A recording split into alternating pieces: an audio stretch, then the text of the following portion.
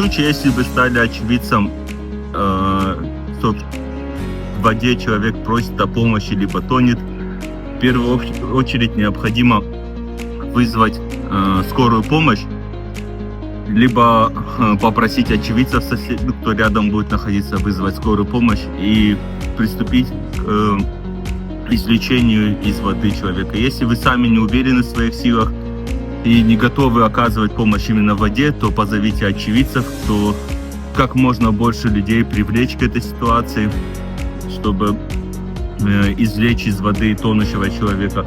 Если человек без сознания, необходимо сразу при извлечении из воды оказывать первую помощь, то есть постараться проверить дыхательные пути, нет ли там воды или еще что-то, и приступить к реанимации сердечно-легочной.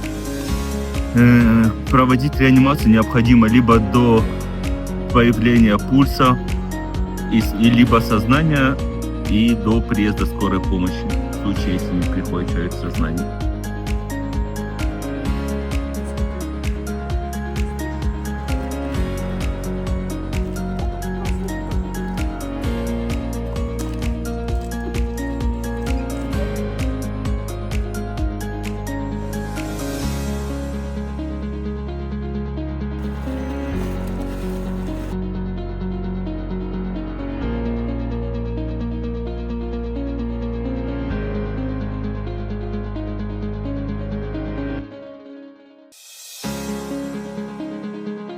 Во время разворота на тяжких надо развернуться, натянуть ее. Ну, я так и делал.